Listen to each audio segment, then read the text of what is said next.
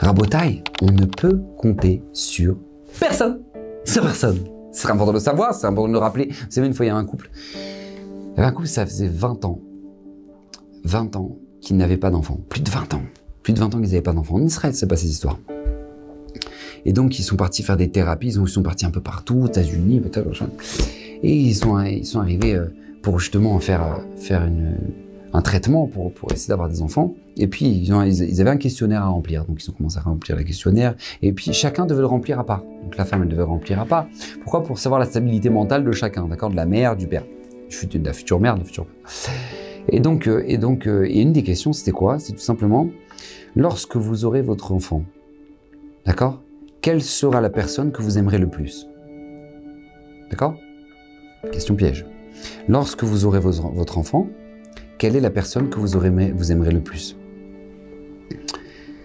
Et le mari et la femme, sans même le savoir, les deux répondent Hachem. Celui qu'on aimera le plus, ce sera Kadosh Baruch Hu. De nous avoir gratifié d'un enfant.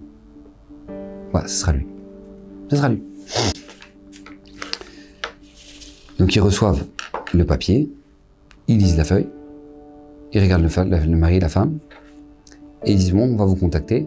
Et en fait, leur demande de traitement est refusée. Pourquoi?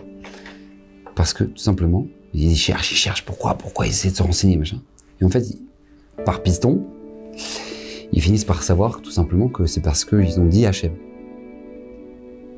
Et pour eux, le corps psychologique et mental de toute l'équipe qui s'occupe du traitement, c'est très important de savoir que non, ça ne peut pas être Hachem, parce que les gens qui aiment les fous de Dieu sont des gens qui finissent par qui peuvent être dangereux, d'accord, au moment où maintenant l'enfant ne se comporte pas comme il est forcément voulu, et ok. Bref, donc du coup, qu'est-ce qui se passe? Ils ont le refus de pouvoir avoir un enfant. Et là, qu'est-ce qui se passe? Le père, il regarde la femme en pleure. Et le père, il dit, ma femme, ne t'inquiète pas. T'inquiète pas. Regarde, nous, on a fait ce qu'on avait à faire. On l'a fait.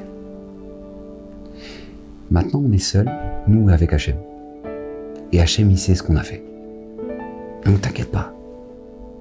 Rabotaï, après 20 ans sans enfant, 9 mois plus tard, un petit bébé. Venu naturellement. Baruch Hachem. Parce que c'est dans la solitude qu'en fait on découvre le potentiel qu'on peut avoir. C'est dans la solitude qu'on peut découvrir que combien Kadosh Baruch Hu peut être là dans notre vie. Combien tout est dans ses mains. Combien c'est lui qui gère.